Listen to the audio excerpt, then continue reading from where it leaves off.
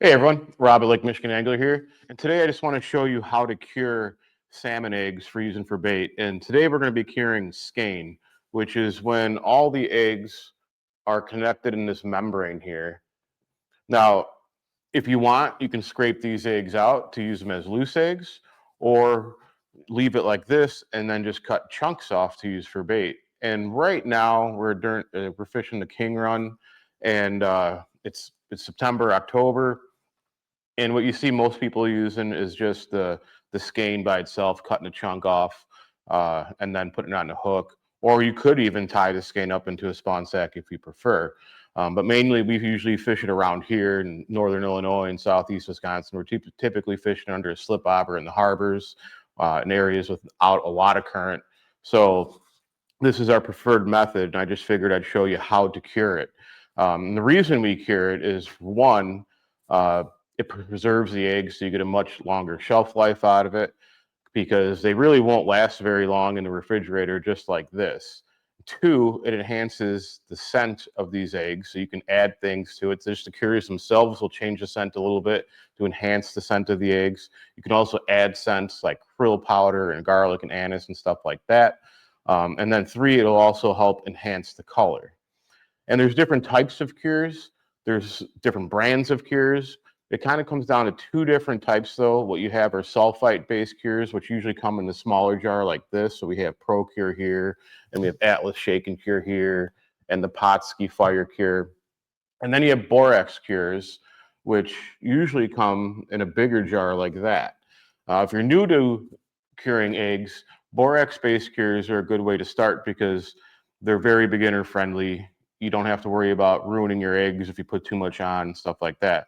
But really, curing eggs isn't very difficult either way, as long as you follow the directions on the jars.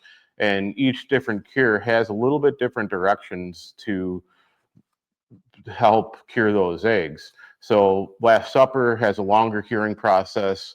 Atlas Shake and Cure has a much shorter curing process. So make sure you follow the directions on the jars, and you're going to come out with some great eggs. I also recommend curing a couple different types of eggs to start, like different brands or different styles of cures on your eggs, if you have enough eggs to go around. It's good to have like two different types of cures when you go fishing, just in case they like one over the other. And you will see that one day they'll prefer one type of cure, and the next day they prefer another kind of cure.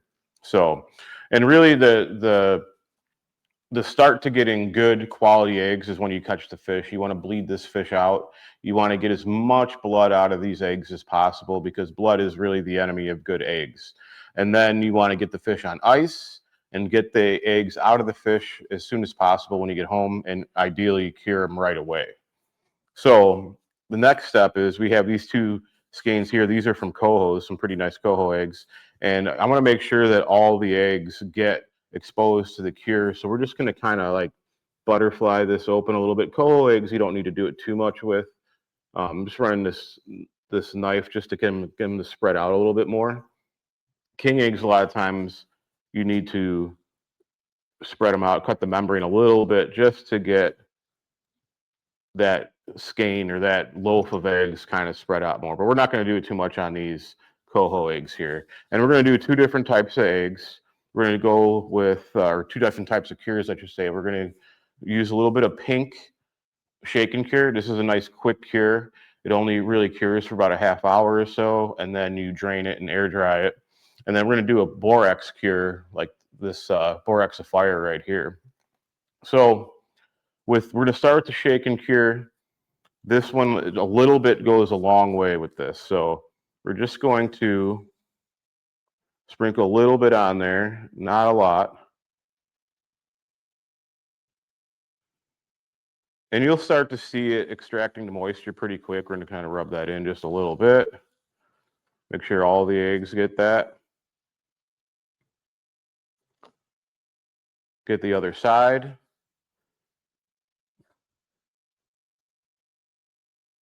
Just like that. Nice even spread. Doesn't take a whole lot. Just kind of rub that in just a little bit. And it didn't change the color much yet, but it will as it starts curing. And we'll put this in a Ziploc bag for about a half hour, 45 minutes, and then we'll let it drain and air dry for a couple hours. With this Boraxifier here, it's the same thing, but we can use a little bit more. Just like that. You can see it's a little more vibrant color right off the bat here. Make sure you get both sides.